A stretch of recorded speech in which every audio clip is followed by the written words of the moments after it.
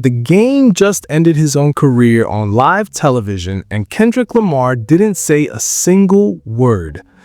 What's happening right now in hip-hop is the most terrifying psychological warfare we've ever witnessed. A West Coast legend is crumbling in real time, and the entire industry is watching the carnage unfold. Everybody thought they knew what was happening between The Game and Kendrick Lamar. Some random West Coast tension, maybe a little jealousy, nothing serious. That was the version most people accepted. But what went down on Shannon Sharpe's show 3 weeks ago, combined with what leaked this week from inside TDE, completely twisted the whole narrative. We're not watching beef anymore. We're witnessing a psychological execution. And the most disturbing part? The victim is destroying himself while his opponent sits back in complete silence like a calculated assassin waiting for the perfect moment to strike. December 10th, 2025. That's the date The Game potentially committed career suicide and didn't even realize cameras were rolling. He sat across from Shannon Sharpe with eyes wild, voice shaking, fists clenched under that table, and declared himself the greatest rapper from the West Coast. Not just good, not just legendary, the greatest, above Ice Cube, above Snoop Dogg, and most shockingly, above Kendrick Lamar himself. Now here's where it gets absolutely insane. Sources close to the situation reveal something deeply disturbing to Complex magazine. Game didn't just say this off the cuff. He rehearsed this speech for days before sitting down. He knew exactly what he was going to say. He planned every word of that declaration. This wasn't some casual comment that slipped out. This was a calculated, desperate attempt to force Kendrick's hand and drag him into a battle. TMZ captured the whole moment. You can see Game's jaw clenching, his fists balling up, the tension radiating off him like heat waves. He wasn't just making a claim that day, he was begging for attention from someone who treats him like he doesn't even exist in the same universe. The internet's response was immediate destruction. Within 60 minutes, DJ Academics weaponized the clip across every platform. Within 3 hours, every single hip-hop outlet had dissected his delusion frame by frame. Within 24 hours, The Game became the internet's favorite meme representing pure desperation incarnate. Twitter threads tore him apart. Instagram comments roasted him mercilessly. TikTok turned his moment into a joke that millions laughed at. And Kendrick Lamar? Dead silence. Not a single tweet, not one Instagram story, not even a subliminal bar hidden in a random verse. Nothing. Absolute radio silence. But here's what makes that silence so devastating. It's not ignoring someone because you didn't hear them. It's hearing them perfectly clear and choosing not to respond because they're beneath acknowledgement. That's the most disrespectful energy possible in hip-hop culture. Fans online turned into full-blown investigators after that interview dropped. They started analyzing Game's body language frame by frame like there were CSI detectives working a murder case. Slowing down footage, zooming into his eyes, comparing his mannerisms to previous interviews. And folks online swear they can see the exact moment his soul left his body when he realized what he just did. One viral analysis video broke down the psychological tells. The way Game kept looking at the camera, seeking validation. The way his voice pitched higher when saying Kendrick's name. That's not confidence, that's fear disguised as bravado. The comment section was brutal. People writing essays about how this was the saddest attempt at relevance they'd ever witnessed in hip-hop history. And let's keep it real. Everyone in the culture knows what Kendrick's silence means. This isn't someone who doesn't know how to respond. This is someone who responded to Drake's months of subliminals with 4 consecutive diss tracks that ended a rivalry before it even started. Kendrick knows exactly how to destroy someone lyrically. So when he chooses silence, that's strategy. That's letting someone destroy themselves while you watch from a distance. The Shannon Sharpe interview has been viewed millions of times since it dropped, but it's not being watched as entertainment anymore. It's being studied as a case study in self-destruction. How to ruin your own legacy in one sitting. How to expose your desperation to the entire world without anyone forcing you to do it. Industry veterans started weighing in on podcasts and shows. West Coast legend Glasses Malone said something that sent chills through the culture. He straight up confirmed what everyone was thinking. Game will never directly diss Kendrick because he saw what happened to Drake. Let that sink in. A peer from the same city just publicly admitted Game is too scared to actually start the war he's desperately trying to provoke. Think about that power dynamic for a second. Game is out here doing press runs, sitting for interviews, making declarations, seeking attention. Meanwhile, Kendrick Lamar is preparing for the Super Bowl halftime show. 115 million people are going to watch him perform on the biggest stage in entertainment. That's the difference between someone fighting for relevance and someone who never lost it in the first place. But wait, because if you thought the Shannon Sharpe disaster was the end of it, you haven't seen what happened just days ago. And this next piece of evidence is somehow even more pathetic than everything that came before it. December 20th, 2025. Less than a week ago, the Game appeared on the Back on Fig podcast and made a claim so delusional, so desperately sad, that even his own fans turned against him in the comment sections. He claimed he could have ruined Kendrick's pop-out concert, said his presence would have caused chaos, said gang politics would have made the event impossible if he decided to show up. Let's break down what he's actually saying here. While Kendrick Lamar orchestrated the most important moment in West Coast hip-hop since Tupac was alive, Game is on podcasts claiming he boycotted it. While Kendrick unified Blood and Crip sets that have been at war for literal generations, Game is suggesting his gang affiliations are somehow more significant. While Kendrick performed Not Like Us with every LA legend on stage, bringing actual peace to a city drowning in violence, Game is pretending he chose not to attend for noble reasons. The translation is painfully obvious to everyone watching. I wasn't invited to the most important West Coast event in 30 years, so now I'm gonna pretend I boycotted it because I'm too dangerous. That's the narrative he's trying to sell, and nobody's buying it. Complex and Vice both covered the interview, and the receipts are absolutely damning. Game admitted he would have caused violence at an event specifically designed to bring peace. He admitted LA doesn't revolve around him anymore while pretending it's his personal choice. He accidentally confirmed he's jealous of an event that happened without him and didn't miss his presence for even a second. Social media eviscerated him worse than the Shannon Sharpe moment. One viral tweet that got over 200,000 likes said, "So Bloods and Crips put their differences aside for Kendrick, but Game's too dangerous to attend? Somebody make this make sense."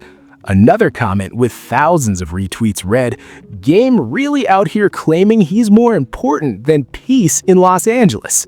The delusion is clinical at this point. And once again, Kendrick said absolutely nothing in response. But here's what allegedly leaked from sources inside TDE according to industry whispers. When Kendrick's team saw that podcast interview, they weren't angry, they weren't threatened, they weren't even bothered. They were laughing, like genuinely laughing at someone who just publicly admitted their own irrelevance without realizing what they were confessing. Now let's get into the motive, because this is where everything starts clicking into place like pieces of a tragic puzzle. The Game has been dealing with serious career decline and financial struggles for years now. His streaming numbers didn't maintain momentum. His album sales dropped off a cliff. Think about it.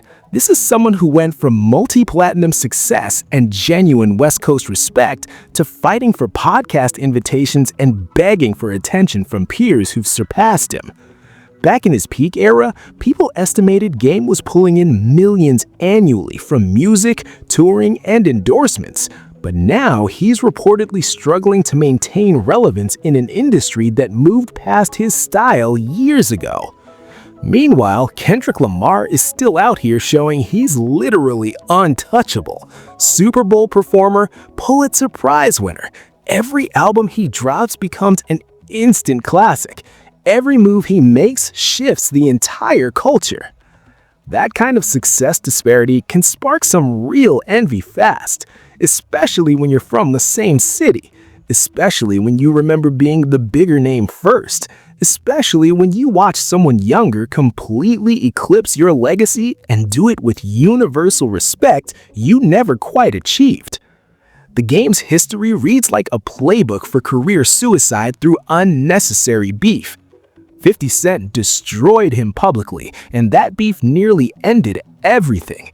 He attacked Gorilla Black for literally no reason on his first album, started tension with Beanie Sigel completely unprovoked, random shots at Joey Badass that nobody understood, picked the losing side in the Drake situation, and now he's circling Kendrick Lamar like someone with a death wish. Industry insiders have been connecting a terrifying pattern. Game doesn't just get into beef, he seems addicted to conflict, like he genuinely doesn't know how to exist without some kind of drama keeping his name in conversations. That's not strategy, that's pathology. That's someone who built their entire identity around controversy and can't function when people stop paying attention.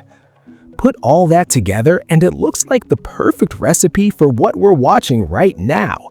A desperate artist watching their legacy fade, seeing someone younger completely surpass them, needing attention so badly they're willing to destroy themselves to get it. That kind of desperation makes people do things that look insane to everyone else, but make perfect sense in their fractured logic. And it gets worse for Game when you realize the timeline. Kendrick dropped GNX with literally zero promotion and it still dominated every conversation. Game drops a Gangsta Grillz mixtape with Drama's cosign and marketing push behind it, and it barely made a ripple in the culture. That's the difference between someone the world wants to hear from and someone forcing themselves into spaces that moved on without them. The financial aspect can't be ignored either. Touring revenue dried up. Streaming pays fractions of what physical sales used to generate. Younger artists dominate playlists and algorithms. Game is watching his income streams disappear while Kendrick signs deals worth tens of millions. That's the kind of professional jealousy that eats someone alive from the inside and manifests in exactly this kind of desperate behavior. But here's the part that really hits different when you step back and look at the human element underneath all this industry chaos. We're watching someone's legacy crumble in real time, and they're the one holding the sledgehammer, destroying it brick by brick. The Game built a career on authenticity and West Coast pride. He represented Compton when it needed voices. He made anthems that mattered to people. The documentary is still considered a classic album by hip-hop purists. He had genuine talent and real contributions to the culture that can't be erased no matter what happens now. But somewhere along the way, that hunger for respect twisted into something desperate and sad. You can hear it in his voice during these interviews. That's not confidence anymore. That's someone drowning and grabbing at anything to stay afloat, even if what they're grabbing pulls them under faster. People close to Game have allegedly tried reaching out, according to industry whispers. Mutual West Coast figures reportedly attempted to talk sense into him behind closed doors, pull him back from this self-destructive spiral before it's too late. But when someone's convinced the only path forward is through chaos, advice sounds like betrayal. Think about what this does to someone psychologically. Spending decades building a reputation, achieving real success, then watching it all slip away while someone younger makes it look effortless. That's the kind of pain that manifests in exactly these kinds of desperate public displays. The saddest part isn't even the failed attempts to provoke Kendrick. It's watching someone who genuinely contributed to West Coast hip-hop reduce themselves to a punchline. Fans who once respected Game are now embarrassed by association. Peers who once collaborated are distancing themselves publicly. That's not just career damage, that's personal legacy destruction. And Kendrick staying silent somehow makes it worse, because silence means he doesn't see Game as a threat, doesn't see him as worthy of a response, doesn't see him as existing on the same competitive plane. That kind of dismissal cuts deeper than any diss track ever could. Industry veterans have privately expressed concern, according to anonymous sources, not because they fear for Kendrick, but because they're watching someone self-destruct and can't do anything to stop it. It's like watching a car crash in slow motion. You see it coming, you know how it ends, but you're powerless to prevent the inevitable impact. The human cost of this situation extends beyond just Game's reputation. It affects how younger artists view the industry. It reinforces the narrative that desperation is visible and punished brutally. It shows that legacy isn't permanent if you don't protect it. Those are harsh lessons being taught in real time at someone's expense. This isn't entertainment anymore for people who understand what's really happening. This is tragedy disguised as beef. Someone destroying everything they built because they can't accept where they are in the culture's current hierarchy. That's genuinely sad when you remove the memes and jokes and look at the human element underneath. Let's go back 3 weeks before the podcast disaster. December 6th, 2025. Game dropped his first official Gangsta Grillz mixtape, thinking he was about to shake the culture awake. DJ Drama attached his legendary cosign. The rollout looked professional. The marketing push hit all the right platforms. Everything seemed calculated for maximum impact. On the track Chrome Hearts, fans immediately detected what sounded like potential Kendrick subliminals, bars that could be interpreted as shots if you listen close enough, lines that seemed targeted at someone specific even if names weren't mentioned. The kind of coded disses that hip-hop fans live to decode and debate endlessly. The internet went into full investigation mode within hours. YouTube channels started dropping breakdown videos dissecting every single bar. Twitter threads connected dots between lines and real-life situations. Reddit built entire timelines trying to prove the subliminals were directed at Kendrick. Fans became detectives, analyzing rhyme schemes and metaphors like they were solving cold cases. And then something absolutely humiliating happened that nobody expected. Game hopped into Instagram comment sections. Yes, the actual comment sections like a regular person arguing with strangers online, desperately claiming he wasn't dissing Kendrick, trying to clarify his bars, defending himself against accusations of targeting someone who hadn't even acknowledged the song existed. Think about that power dynamic for a second. Game drops a project with potential shots, fans assume he's dissing Kendrick, and he has to defend himself in comments against accusations of dissing someone who hasn't said his name in years. This is the rap equivalent of throwing a punch at someone who isn't looking, missing completely, and then apologizing to the air for the misunderstanding. Hot New Hip Hop documented the entire pathetic display with screenshots and receipts. Fans saved every comment before he could delete them. The memes practically wrote themselves without any effort needed. One viral post showed Game's comment with the caption, "POV, you threw shots and had to explain you actually didn't, because silence is scary." That got hundreds of thousands of engagements. Kendrick's response to the Gangsta Grillz project and the Chrome Heart subliminals? Still, absolutely nothing. Because why would a king respond to someone shadowboxing in his kingdom? Why would someone preparing for the Super Bowl acknowledge someone fighting for podcast clicks? The silence continued, and somehow got even more devastating with each passing day.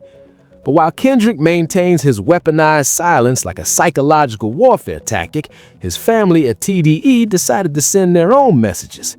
And what they did is brutally disrespectful in ways that cut deeper than any bars could. 6 days ago, J-Rock, Kendrick's day one brother from Watts, the man who literally put K-Dot on and brought him into TDE, responded to Game's repeated claims about wanting to sign Kendrick back in the day. His response wasn't a paragraph, wasn't a diss track, wasn't even words. J-Rock posted a gif of an extremely ugly, distorted, mocking face. Just that. No caption, no explanation, no context needed. Just pure, unadulterated, you look stupid and everyone knows you're lying energy captured in a 3-second looping image. The internet absolutely lost it, because J-Rock didn't even give Game the respect of words, didn't waste breath on a response, just posted a visual representation of how ridiculous he sounds when he tells these revisionist history lies. That's not a clapback, that's dismissal. That's treating someone like they're not even worth engaging with human language. Twitter users screenshotted the GIF and it spread like wildfire. Captions like, when someone claims they discovered Kendrick, and TDE's entire response to Game's lies turned it into a meme format. The disrespect was layered, casual, effortless. That's how you respond when someone isn't worth your actual energy. But J-Rock's GIF was just a warning shot. TDE president Punch, the executive who discovered Kendrick, the man K-Dot calls his Phil Jackson, the person who built the entire label into what it is today, he dropped the nuclear option that ended all debate permanently. Punch resurfaced Last Real and Alive, the 2009 Kendrick track that literally documents Game ignoring him when he was coming up in the city. The song exists as archive proof. You can listen to it right now. Kendrick specifically mentions trying to connect with Game and being dismissed.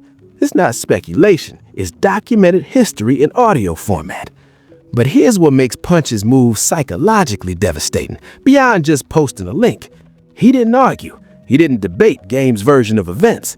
He didn't defend Kendrick with words or paragraphs. He just presented evidence like a prosecutor in a murder trial, calmly laying out exhibits while the defendant screams lies in the background. The message was crystal clear to everyone watching. You're lying. Here's proof that predates your current narrative. We don't even need to argue, because the truth is literally archived on YouTube for anyone to verify. That's how you destroy someone's credibility without raising your voice or wasting energy on back and forth. Fans flooded the comment sections under that Kendrick song. Thousands of people writing variations of "Game really thought we forgot this existed," and "Punch just ended the debate with one link." The evidence was irrefutable. Game's story about wanting to sign Kendrick doesn't match the documented reality Kendrick himself recorded 15 years ago. And still, through all of this, through the GIF, through the archive song, through the internet dissecting every single move, Kendrick Lamar himself says nothing. Hasn't tweeted, hasn't posted, hasn't dropped a subliminal. Just complete radio silence while his family handles the small work and he focuses on the Super Bowl. Now this whole situation gets even crazier when you realize the pattern Game has established throughout his entire career. This isn't the first time we've watched him self-destruct through unnecessary conflict. This is literally his default setting when attention starts fading. The 50 Cent beef almost destroyed Game's career before it really started. 50 practically created him, put him in G-Unit, gave him features and cosigns, and Game couldn't help but bite the hand that fed her. The beef got so ugly that it overshadowed the music for years. That documentary album should have launched him into permanent superstardom, but the 50 situation damaged his trajectory in ways he never recovered from. Then there was the bizarre Gorilla Black situation, where Game attacked a Biggie sound-alike artist on his debut album for literally no reason anyone could understand. Just random aggression towards someone who wasn't even in competition with him. That was the first sign that maybe conflict wasn't strategy, but compulsion. The Beanie Siegel clash came out of nowhere. Fans still debate what even started that situation because it made zero sense competitively or strategically. Just unprovoked tension that created more problems than publicity. Joey Badass got random shots from Game that confused everyone, including Joey himself. A younger artist miming his business suddenly getting targeted by a veteran with nothing to gain from the exchange. That's not calculated beef. That's someone throwing punches at anyone nearby hoping something sticks. The Drake situation might have been the dumbest strategic move in Game's entire career. He picked Meek Mill's side during the beef when everyone with functioning brain cells knew Drake was about to annihilate Meek. Game inserted himself into a battle he had no stake in, backed the losing side, and looked foolish when back-to-back dropped and ended all debate. And now here we are watching him circle Kendrick Lamar like he has a death wish, like he genuinely didn't watch what happened to Drake last summer, like he didn't see Euphoria, 616 in LA, Meet the Grams, and Not Like Us systematically destroy one of the biggest artists in the world. Industry insiders have allegedly been discussing Game's pattern in private conversations, according to anonymous sources. They're not talking about strategy anymore. They're talking about self-sabotage, about someone who genuinely doesn't know how to exist without controversy keeping their name relevant in searches and conversations. One anonymous label executive allegedly told a hip-hop journalist, Game's problem isn't that he picks fights, it's that he needs fights to feel like he matters. That's addiction, not marketing. That's a devastating assessment from someone inside the business who understands the difference between calculated moves and compulsive destruction. Meanwhile, fans online been working like full-blown investigators, tracking every single move Game makes and comparing it to patterns from his previous beefs. They've created spreadsheets, built timelines, made comparison videos, and the consensus is unanimous. This is history repeating itself with worse stakes and less chance of survival. Reddit threads on hip-hop discussion boards have dissected Game psychology like amateur therapists analyzing a patient. Thousands of comments theorizing about ego, insecurity, desperation, and relevance addiction. One highly upvoted comment read, "Game is like someone jumping out of a plane hoping someone would give him a parachute on the way down. Eventually, gravity wins." The side story everyone keeps bringing up is the pop-out moment, because it perfectly encapsulates everything wrong with Game's current position. That concert was a historic cultural moment. Bloods and Crips on stage together, peace in LA. Every West Coast legend showing up to support Kendrick, except one person who claims he's too important to attend. Footage from the pop-out has been viewed tens of millions of times. You can watch Kendrick bring out Dr. Dre, Snoop Dogg, YG, Tyler the Creator, and countless others. You can see actual gang members from rival sets standing side by side. You can feel the historical weight of what was happening. And Game was somewhere else, claiming he chose not to come because his presence would have been too disruptive. That's the kind of revisionist history that destroys credibility permanently, because everyone can see the footage, everyone knows who was there, everyone recognizes who was excluded from the most important West Coast moment in decades. What we're seeing here is way bigger than just one artist's meltdown or another hip-hop beef that'll be forgotten next month. This is a masterclass in psychological warfare that's changing how we understand power dynamics in the entire music industry. Kendrick Lamar is proving something revolutionary. Silence can be more devastating than any diss track. He's literally letting someone destroy themselves while doing absolutely nothing except existing at a higher level. That's a level of strategic patience we rarely see in hip-hop, where immediacy usually wins. The bigger conversation happening in industry circles is about responsibility and self-awareness. When you constantly seek conflict as your primary relevance strategy, you're not just building a brand anymore. You're creating an addiction that eventually consumes you. Game's situation is a wild example, but it's also a warning for anybody chasing fame through chaos. Young artists watching this situation unfold are learning brutal lessons about legacy protection. You can have talent, you can make classic albums, you can contribute real value to the culture, but if you don't evolve and accept where you are in the hierarchy as time passes, you'll end up like Game, desperate and diminished, fighting battles nobody else recognizes as real. The internet culture aspect can't be ignored either. Social media has turned artist meltdowns into entertainment consumed by millions in real time. Every misstep becomes content. Every desperate move becomes a meme. The feedback loop accelerates destruction faster than anyone can control once it starts. What's happening to Game is also exposing how the old publicity rules don't work anymore. There used to be truth in no such thing as bad publicity, but in the algorithm age, becoming a joke is worse than being ignored. Game's getting attention, but it's all negative, it's all mocking. That doesn't translate to streams or sales or respect, it just accelerates irrelevance. The power Kendrick holds right now is unprecedented. He's proving you don't need to respond to maintain dominance. You don't need to engage with everyone seeking your attention. You can simply exist at such a high level that people beneath you look desperate just trying to reach you. That's a different kind of untouchable status. Industry analysts are watching this as a case study in brand management and career longevity. Kendrick's silence is calculated. His focus on actual achievements like the Super Bowl instead of responding to provocations shows maturity that Game never developed. That difference in approach is the difference between growing legacy and destroying it. The cultural implications extend beyond just these two artists. This is setting precedent for how future conflicts might be handled. Maybe silence becomes the new power move. Maybe ignoring becomes more devastating than responding. Maybe watching someone self-destruct becomes the ultimate victory. And for the game specifically, this situation reveals what happens when your identity becomes so tied to conflict that you can't exist without it. That's not artistry, that's pathology.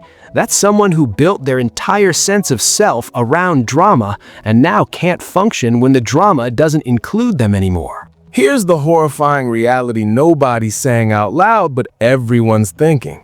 We are watching a man lose a battle that only he is fighting. Game is giving interviews, dropping mixtapes, claiming crowns nobody offered, explaining absences nobody questioned, defending comments nobody challenged. And Kendrick Lamar is preparing to perform for 115 million people at the Super Bowl. The power imbalance isn't just large, it's cosmic. It's the difference between someone fighting for oxygen and someone breathing clean air at the mountain peak without effort. That's where these two artists exist in relation to each other right now. But here's what should absolutely terrify Game if he's paying attention.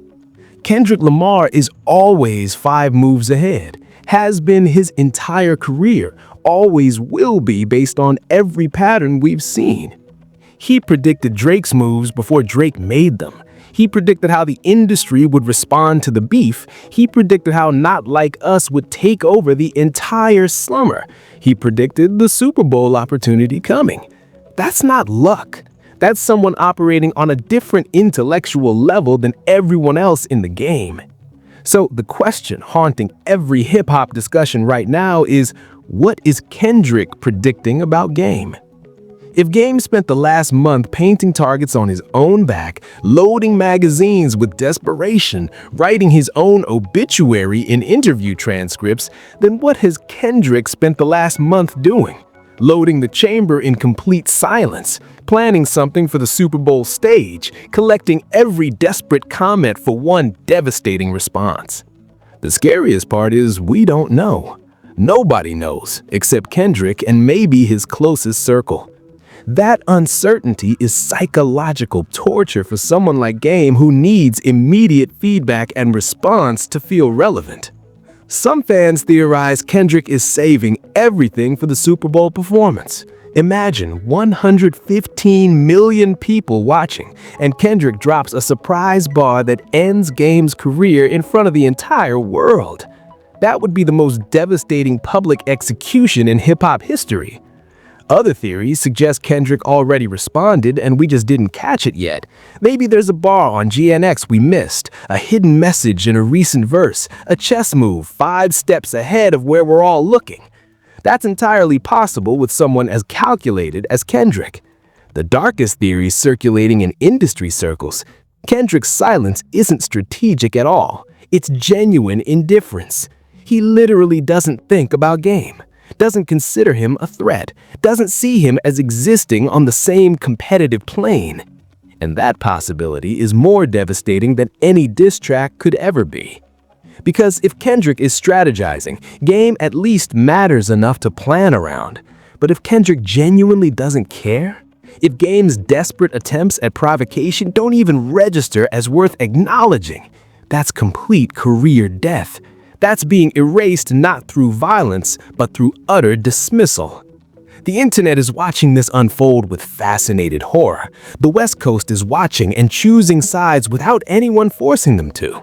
The culture is watching and learning lessons about desperation and power that'll influence the next generation.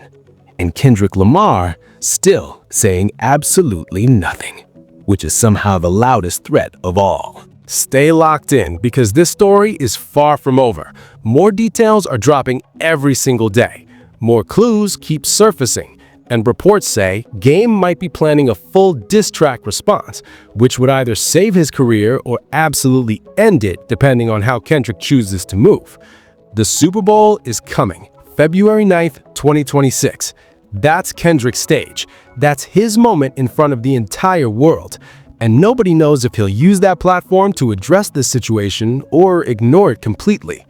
Both possibilities are equally terrifying for Game. Meanwhile, TDE hasn't said their last word. J-Rock's GIF was just a warning. Punch's archive link was just evidence presentation. We haven't heard from Schoolboy Q yet. Ab-Soul hasn't weighed in, and Dr. Dre, who's been working closely with Kendrick, definitely has opinions he hasn't shared publicly. The next few months will determine whether Game's career survives this self-inflicted destruction or becomes a cautionary tale told to future artists about what happens when desperation overtakes strategy. So drop your thoughts in the comments right now. Do you think Kendrick will eventually respond, or is the silence permanent? Do you believe Game actually has a chance if he drops a direct diss? And most importantly, what do you think happens at the Super Bowl when Kendrick has the biggest stage in entertainment? This is the most fascinating psychological warfare we've witnessed in hip-hop since the Drake situation ended careers and shifted power dynamics permanently. The difference is, Drake at least got responses. Drake at least got acknowledged. Game is fighting someone who treats him like he's invisible. Make sure you smash that like button because this video took serious research and time. Hit subscribe and turn on notifications so you don't miss a single update as this situation develops. We're covering every twist, every interview, every leaked detail until we know exactly how this ends. I appreciate you for rocking with me through this deep dive into what might be the saddest career collapse in West Coast history. Drop those comments, share this with anyone who's been following the situation. And remember, in hip-hop, silence isn't always weakness. Sometimes it's the most powerful weapon in the arsenal. I'll see you in the next one. Stay safe out there.